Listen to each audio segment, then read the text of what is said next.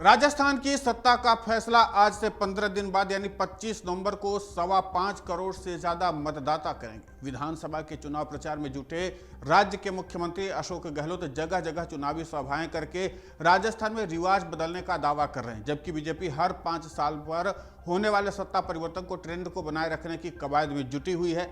सवाल उठता है कि हर 5 साल बाद सरकार बदलने वाली जनता इस बार कांग्रेस को दोबारा राजस्थान की सत्ता में लाएगी क्या? ये बड़ा सवाल है। 3.5 दशक के सत्ता परिवर्तन का ट्रेंड रहा है, यानी कि हर 5 साल पर कांग्रेस और बीजेपी के बीच सत्ता बदलती रही है। एक बार बीजेपी तो एक बार कांग्रेस, इस तरह से दोनों ही दलों के बीच सत्ता की अदला बदली का खेला चलता आ रहा है। फिलहाल कांग्रेस सत्ता में है, जिस वजह से बीजेपी अपनी वापसी की उम्मीद लगाए हुए है। ऐसे में कांग्रेस और मुख्यमंत्री अशोक गहलोत के सत्ता बदलने वाले इस रिवाज को बदलने के लिए 5 बड़े सियासी दांव तैयार किए गए हैं और उसको चलने के लिए तैयार भी हैं, जिसके जरिए उन्हें उम्मीद है कि राजस्थान की जनता सत्ता परिवर्तन के ट्रेंड को बदल देगी। सबसे पहले कांग्रेस का गारंटी दांव, जो सबसे पहला और प्रमुख दांव है कांग्रेस का। दरअसल राजस्थान विधानसभा चुनाव के नामांकन खत्म होने के साथ ही कांग्रेस गारंटी यात्रा के जरिए सत्ता में बने रहने के लिए माहौल बनाने में जुट गई। किसानों से 2 रुपए प्रति किलो गोबर खरीदने, कॉलेज में प्रवेश लेने वाले स्टूडेंट की फ्री लैपटॉप और हर छात्र को अंग्रेजी मीडियम की शिक्षा, प्राकृतिक आपदा का शिकार परिवार को लगभग 15 लाख रुपए का बीमा, 500 रुपए में घरेलू गैस सिलेंडर, हर परिवार महिला मुखिया को सालाना 10,000 रुपए और सरकारी कर्मचारियों के लिए ओपीएस कानून बनाने की गारंटी। कांग्रेस इन 7 गारंटी के जरिए अपनी वापसी के लिए पूरी उम्मीद लगाए हुए बैठी है। कांग्रेस अपने इस दांव से बीजेपी को कर्नाटक और हिमाचल में चुनावी मात दे चुकी है और अब उससे राजस्थान में भी यही उम्मीद दिख रही है। दूसरी है नई सोशल इंजीनियरिंग। ये दूसरा दांव है जो कांग्रेस का। कांग्रेस राजस्थान के चुनावी जंग को फतह करने के लिए एक नई सोशल इंजीनियरिंग के साथ उतरी है। कांग्रेस ने कैंडिडेट के जरिए सूबे के सियासी समीकरण को सेट करने की कोशिश की है। कांग्रेस ने सबसे ज्यादा भरोसा ओबीसी और आदिवासी समुदाय पर किया है। कांग्रेस ने 62 ओबीसी समुदाय के लोगों को प्रत्याशी बनाया है, तो 35 दलित और 33 आदिवासी समुदाय के लोगों को टिकट दिया है। इतना नहीं, सामान्य को 43 टिकट दिए हैं, तो 14 मुस्लिम प्रत्याशी को उतारे हैं। इसके अलावा स्पेशल बैकवर्ड क्लास में शामिल गुर्जर सहित अन्य जातियों को 13 टिकट दिए हैं। कांग्रेस ने इस बार दलित और आदिवासी समुदाय को रिजर्व सीटों के साथ साथ सामान्य सीटों पर भी प्रत्याशी बनाया है। इस तरह से कांग्रेस ने एक मजबूत सोशल इंजीनियरिंग के जरिए सत्ता में वापसी की पटकथा लिखी है। अब है नए चेहरे पर दांव। तीसरा बड़ा दांव है राजस्थान में सत्ता परिवर्तन करने के ट्रेंड के पीछे की एक बड़ी वजह है विधायकों के खिलाफ सत्ता विरोधी लहर का होना माना जा रहा था।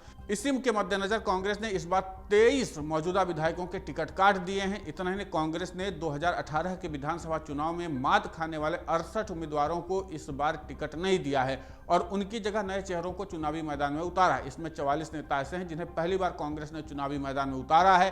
कांग्रेस ने उन 23 विधायकों के भी टिकट काटे हैं जिनके खिलाफ सबसे ज्यादा नाराजगी मानी जा रही थी। इस तरह से कांग्रेस ने नए चेहरे पर भरोसा जता करके सत्ता विरोधी लहर को काउंटर करने का दांव चला है। अब चौथा आता है सीएम का विकल्प खुला है। राजस्थान में मुख्यमंत्री अशोक गहलोत के सबसे बड़े नेता हैं और लेकिन पार्टी ने इस बार उन्हें सीएम का चेहरा घोषित नहीं किया है। कांग्रेस ने इस बार सस्पेंस बना रखा है कि मुख्यमंत्री का विकल्प खुला रहेगा। कांग्रेस ने यह दांव ऐसे ही नहीं चलाया, बल्कि उसके जरिए अशोक गहलोत और सचिन पायलट सहित तमाम दिग्गज नेताओं के साधे रखने की रणनीति है। यही वजह है कि गहलोत और पायलट दोनों ही अपनी अपनी वापसी कराने के लिए लगातार मेहनत कर रहे हैं। इसीलिए पायलट अभी अपनी सभाओं में ये बात कहते भी हैं कि विधानसभा चुनाव के बाद विधायक दल की बैठक में सीएम तय होगा, तो गहलोत भी इसी बात को दोहरा रहे हैं। इस तरह से पायलट और गहलोत दोनों के समर्थक जुटे हुए हैं। यहाँ पर एंटी इनकम्बेंसी के बीच में इस तरीके के दांव के नाते से बगावत का खतरा कम है। इसके अलावा सॉफ्ट हिंदुत्व का दांव, 5वां सबसे महत्वपूर्ण दांव है कांग्रेस का, सॉफ्ट हिंदुत्व का दांव। इसको समझ लीजिए। राजस्थान विधानसभा चुनाव में बीजेपी ने हार्ड हिंदुत्व के जवाब में कांग्रेस के सॉफ्ट हिंदुत्व की राह पर चलती हुई नजर आ रही है। कांग्रेस गारंटी यात्रा जयपुर में मोती डूंगरी गणेश मंदिर से शुरू किया और उसके बाद बहाद गोविंद देवजी मंदिर से शुरू होकर के बड़ी चौपड़ होती हुई छोटी चौपड़ तक पहुंची। इतना ही नहीं, गहलोत जिस तरह से मंदिरों में जाकर के माथा टेक रहे हैं और हाल ही में उन्होंने साध्वी अनादि सरस्वती को भी पार्टी में शामिल करा करके सियासी संदेश देने की कोशिश की है।